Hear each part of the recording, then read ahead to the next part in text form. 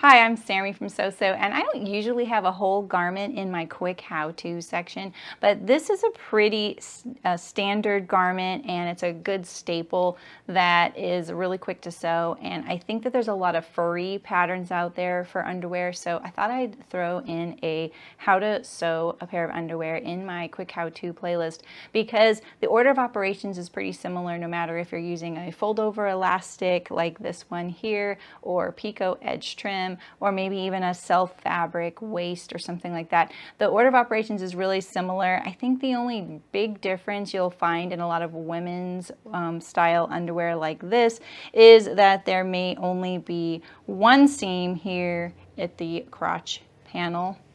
This one has two, and I'll have a video very soon on how to sew the other style where the crotch lining is just attached with a top stitch or loose right there at the top. So, and it'll also have a fabric waist and picot edge legs. So if you need detailed instruction on how to sew the fold over elastic, I have a video dedicated to that, and I also have one for sewing the picot edge as well. So if you need some tips and tricks, these videos are all geared towards having a serger and a cover stitch, and it's not that I'm just an advocate for that, because if you know me at all, you know that I really like sewing knits even just on my single needle straight stitch machine. I'm kind of a rebel that way. But I feel like there's a lot of videos out there that teach you how to sew these things using your home machine in a zigzag, which I actually really like the way that looks. So I think that looks great. This is just dedicated to the folks that have the cover stitch and the serger and maybe haven't just leapt into the world of using picot edge trim or fold over elastic or making their own underwear, and wait till you see how easy and fast it really is. So enjoy and let me know how yours go. Thanks.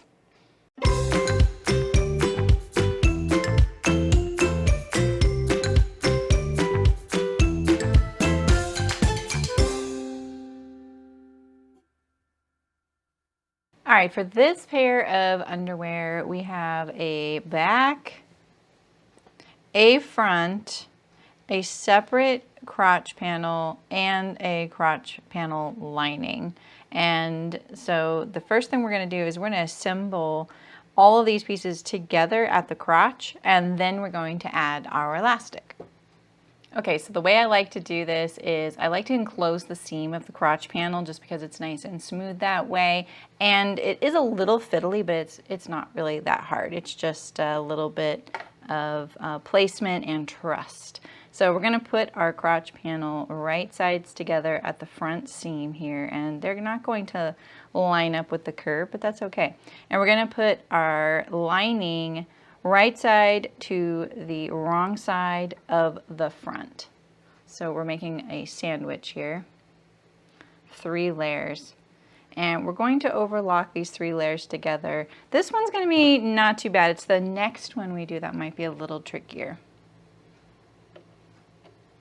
Okay, and I'm using a 3/8 inch seam allowance, so I'm going to trim just a little bit off, and I have my tensions set almost to 4, and the length is at neutral, and so is the differential at the end setting. The width, I'm going to put the width up a little bit. I'm going to put it up to 4.0, and I'm using a Juki MO 1000 serger.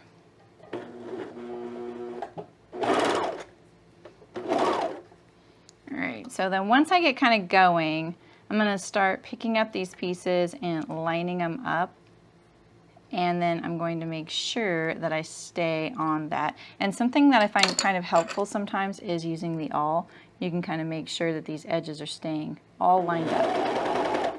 You don't want any tucks or anything, so lift it up if you're feeling that and straighten it out.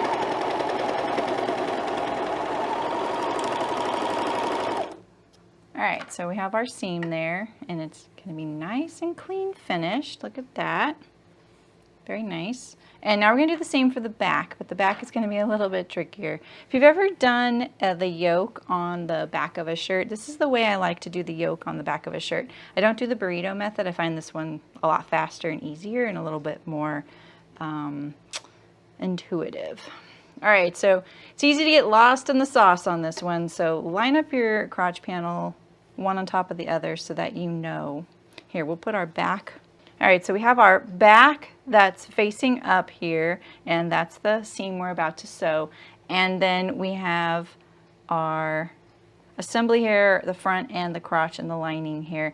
And so it's nice if you don't get lost on this step, because it is kind of easy to be like, wait, which edge goes where? Because once we're kind of in there inside out, it is a little bit confusing. So be really clear with yourself here. So, okay, we know we want this to go here. That's pretty easy to remember. But on this lining, we know we want this corner to stay at this end, right? So just flip it over like this. And same thing, you're going to put the right side to the inside of the back. Now don't try and straighten all this out. It just won't straighten out. Just try and get this first little corner here ready to sew. Get it all lined up on the seam line. And once we've got it in there under the needle, it's going to be a little easier to wrangle. Let's get it just a little bit in there. Like one stitch there. All right, so I have my machine holding it. Here is my cotton panel. It's nice and flat right there.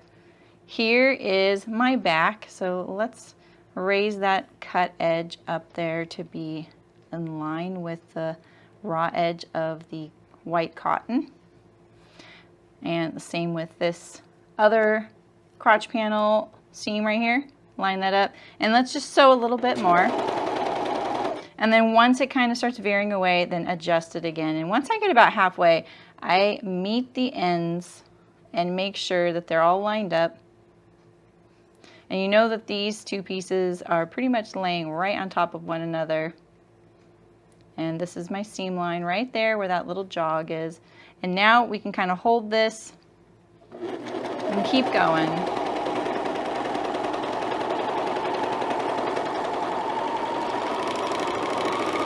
Now if you get it a little bit off, it's going to be okay. We're talking about very small amounts here. All right, so now then turn it right side out. And look at that, you have a nice, clean, finished interior. And now we're going to add our leg elastic. Now first, let's trim up all these edges here and make sure everything is flush, because the next step doesn't trim this edge, so make sure that this is all trim. And we're going to look at it from the right side and the wrong side, because it looks pretty flush from this side, but I'll bet there's a little bit more hocus pocus happening on the back here. So let's see, we can see how this edge right here is veering a little bit away. So you really want to smooth out that transition there, because you don't have much seam allowance with your fold over elastic or your picot edge, whatever you're doing. So you need to make sure that that's nice and smooth and ready. Same here. We have a little bit over here. Ideally, once you're getting pretty good at these and doing these a lot, you're probably not going to get off. Just blend it in there. All right, now we're ready to sew our elastic on. If you're going to do picot or the fold over, it doesn't matter. You can do either. Okay, for my pair, I'm going to be using fold over elastic for the legs and the waist. And I'm using a Juki MCS 1500 cover stitch machine. The only setting really that I've adjusted is the length, and I have the length pretty long. I'm using the needles narrower together rather than the other wider setting. All right, so I'm gonna just go for it. If you want an in-depth video on how to sew fold over elastic or picot elastic, I have a dedicated video for that, and you can check each of those out. And you can do either in this step, it doesn't matter.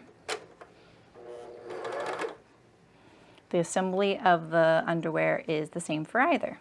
All right, so I'm gonna tug my fold over elastic a little bit as I go. The body of this pair of underwear is just a cotton knit, an interlock. It's pretty stretchy.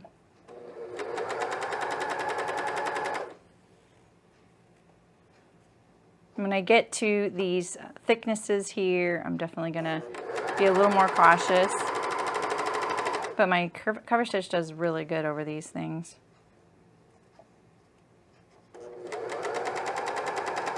Really, I don't want my elastic to pull away from the edge there. And now we have a convex curve.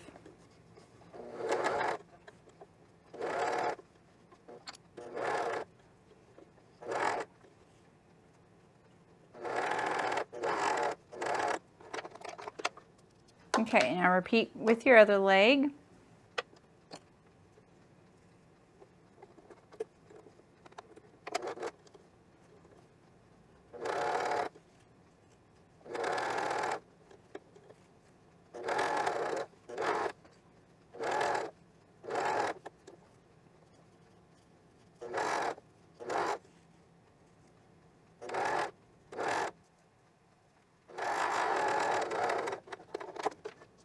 All right, so we have the elastic now on our leg holes, and now we're gonna overlock the side seams together. And first we're going to trim up these edges here. And I'm only gonna do one side seam. I'm only gonna do one side seam because I'm doing an elastic waist. So if you wanted to use a self waistband, you can do that as well. If you're doing picot or anything else, this is fine. Just leave one leg open right here, one side seam open, and we're just gonna sew one side seam together. All right, so get your side seams nice and flush. Trim off any of your trim. And then we're going to line up the side seam here. Now, if you need to, tack it first with the straight stitch machine, I don't blame you at all. I do that all the time. So you're gonna get these right on top of each other. I would worry more about lining up the edges of your leg elastic rather than the top here if it gets a little bit off. All right, so we'll put that in there, and I like to use my awl. I do a little bit of a demo on this on sewing your elastic edge into around like a hole like this for the leg or an arm on the video on how to sew fold over elastic. I go into it in more detail. All right, so we're gonna sew this, and sometimes my elastic will push towards me a little bit, so I lift up my press foot, make sure it relaxes a little bit more, get it going.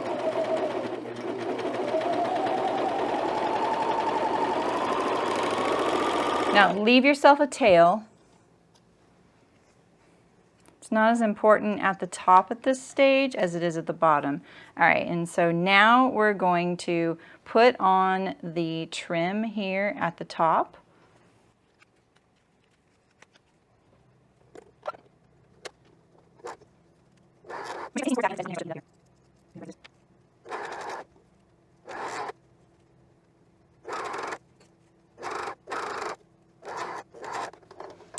So remember, I have a detailed tutorial on how to sew a fold over elastic or picot edge to an edge like this. So if you need more instruction, just check that out. All right, so now we're gonna do our last leg or last side seam here. We're gonna even up these edges here, and we're almost done, super fast. All right, so let's do this side seam here. Line up those edges and make sure that your leg and your waist line up. Do your best. You can stitch it with your straight stitch machine to kind of keep it in place if you need to. Just do just a few stitches in the width of the elastic, and then it'll be covered up with the serger anyway.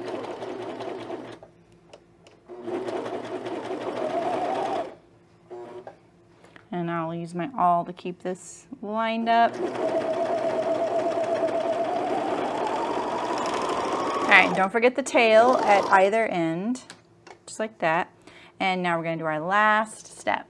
All right, so we're going to clean this up a bit. So we're gonna trim off some of this tail. Just leave about that 1/2 inch, and sometimes I like to tug it first, kind of tighten it up a little bit, and then trim this off here. Just like that. And we're gonna do that on that first leg that we sewed here, this first side seam. All right, and then note which is the back or the front, and you're going to twist or bend this tail of thread to the side seam and to the back.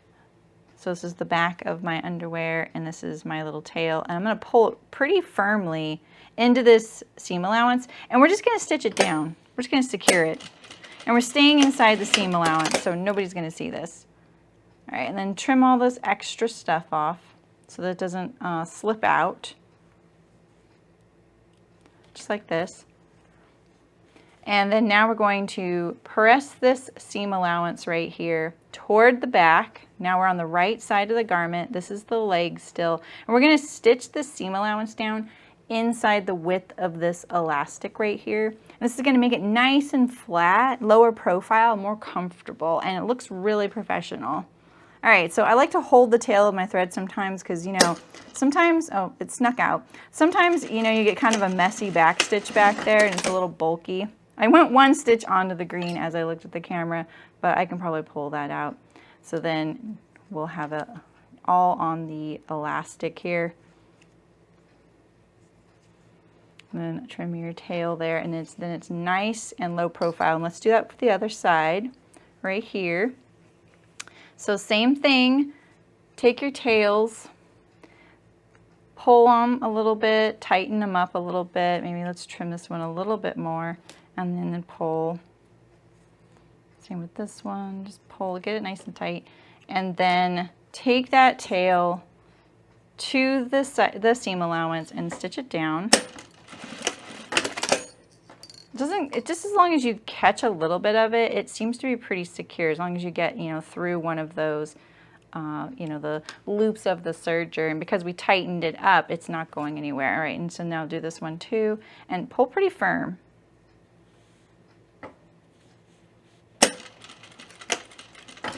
All right, just stay inside the seam allowance, trim all these little threads, get rid of them. Both sides. And then now, last step, we're going to push that seam allowance toward the back, just like this, and we're going to stitch it down from the front. Inside the seam allowance, I'm going to hold my tail this time. Now, if your edge right here is a little bit uneven, you could, you know, sometimes pull it in there into the seam allowance, or right now, you can kind of, especially if your seam allowance right here is winging out above this edge, push it down in there and line it up so that you can't see it the best you can. Your feed dogs sometimes want to get hung up on all those serger stitches under there, so just be really careful with that. My feed dogs definitely catch them sometimes. You don't really want to do the whole side seam because this kind of fabric here, you know, you just don't really need to sew it, and it can just weaken it and make it run depending on what kind of fabric it is. All right, so same thing here, last one. And see this one right here, it kind of wants to wing up above, but look, I'm just going to pull this like this above it. Pull it down. Let it know I'm the boss. I know where I want it. There we go. And then trim all these threads. Nice and flush. There we go. It looks really nice.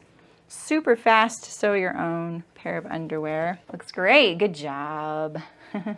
Congratulations. How'd it go? Can you believe you just made a pair of underwear? I couldn't believe it the first time I did either. I was like, wait a minute, this is so easy.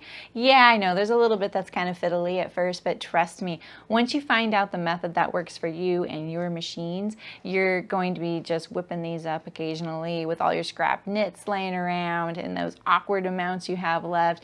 You could even do the front one fabric and the back another fabric. Who cares, right? It's lots of fun, lots of great practice, great for kids and other folks in your life as well. So enjoy making these, and if you need any other videos that are kind of in the genre of how-tos with using your serger, your cover stitch, fold over elastic, hems, dealing with knits, binding, things like that, just keep watching that quick how-to playlist. They're going to be popping up more and more, and I hope to see you in the live stream sometime. Great group of folks come.